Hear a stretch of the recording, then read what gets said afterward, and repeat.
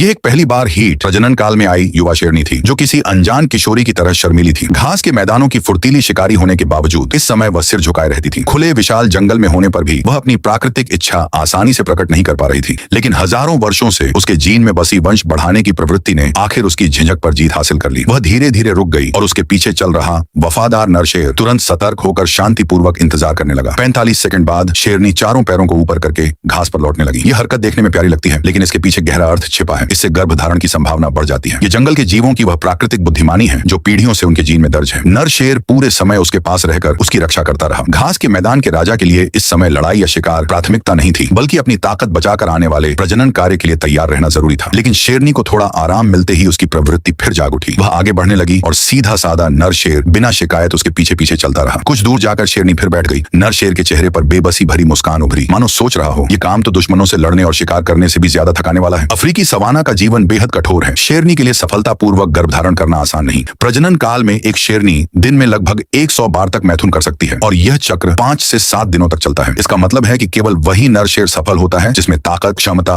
और धैर्य तीनों हों, ताकि अगली पीढ़ी मजबूत बने। जल्द ही शेरनी फिर घास पर लौटने लगी, लेकिन लगातार कई दिनों की मेहनत से शक्तिशाली नर शेर भी थक चुका था। वह समय पाने के लिए अनदेखा करने का नाटक करने लगा ताकि थोड़ी ताकत वापस पा सके। उसे पता था अगर वह साथ नहीं दे पाया तो शेरनी किसी दूसरे साथी को चुन सकती है। शेरनी की इंतजार भरी नजरें देखकर नर शेर ने शर्माते हुए होंठ चाटे। थोड़ा आराम करने के बाद वह फिर उसके पीछे हो लिया। हर बार केवल 45 सेकंड का यह मिलन थके हुए नर शेर के लिए जंगली भैंसे से लड़ने से भी ज्यादा कठिन लग रहा था। शुरुआत की खुशी अब गहरी थकान में बदल चुकी थी। उसके चेहरे पर थकान साफ दिखाई दे रही थी। जब भी वह थोड़ा देर करता, शेरनी नाराज नजरों से देखती, तब वह शांत होकर लेट जाता और मासूम सी शक्ल बनाकर उसे मनाने लगता। घास के मैदान का यह शक्तिशाली राजा अब पूरी तरह कोमलता से भरा दिख रहा था। हैरानी की बात यह थी कि यह शेरों का जोड़ा पास खड़े फोटोग्राफर से बिल्कुल नहीं डर रहा था। उनकी आंखों में जिज्ञासा और शांति थी। उनकी निडर आंखों का दृश्य किसी शादी की तस्वीर जैसा लग रहा था। प्रकृति की क्रूर दुनिया में ऐसा स्नेह भरा पल सच में दुर्लभ है। आराम के बाद शेरनी फिर उठकर चलने लगी। भले ही नर शेर धीमी आवाज में थोड़ा और आराम मांग रहा था, वह फिर भी आगे बढ़ती रही। रास्ते में शेरनी अचानक शर्माते हुए जैसे शिकायत करने लगी। नर शेर हल्का सा मुस्कुराया और तुरंत आगे बढ़कर अपने सिर से उसकी पीठ को छूकर उसे शांत करने लगा। उस पल यह खूंखार राजा भी बेहद कोमल दिखाई दिया। दूर देखते हुए नर शेर की आंखों में गहरी थकान और मदद की पुकार छिपी थी, मानो कह रहा हो कि उसकी सारी ताकत खत्म हो चुकी है। फिर भी साथी और राजा होने की जिम्मेदारी ने उसे पीछे हटने नहीं दिया। वह डरता था कि कहीं कमजोरी के कारण उसे छोड़ न दिया जाए, इसलिए पूरी थकान के बावजूद वह हर पल शेरनी के साथ बना रहा। सवाना की हवा सुनहरी घास को हिला रही थी, लेकिन उसकी यह अनाड़ी मगर अटूट सुरक्षा की भावना नहीं डिगी। यहाँ कोई रोमांटिक रस्में नहीं थी, न प्रेम भरे शब्द, सिर्फ कठोर जीवन के बीच पूरी ताकत से निभाया गया साथ था। नर शेर अपनी सारी ऊर्जा लगाकर अपने समूह के भविष्य की रक्षा कर रहा था। शेरनी अपनी शर्म और प्राकृतिक प्रवृत्ति के साथ नए जीवन की संभावना का इंतजार कर रही थी। उस पल जंगल सिर्फ संघर्ष का स्थान नहीं था, वहाँ जीवन का सबसे सुंदर साथ भी मौजूद था। यही जीवन की सबसे आदिम, सबसे गर्मजोशी भरी शक्ति और कोमलता है।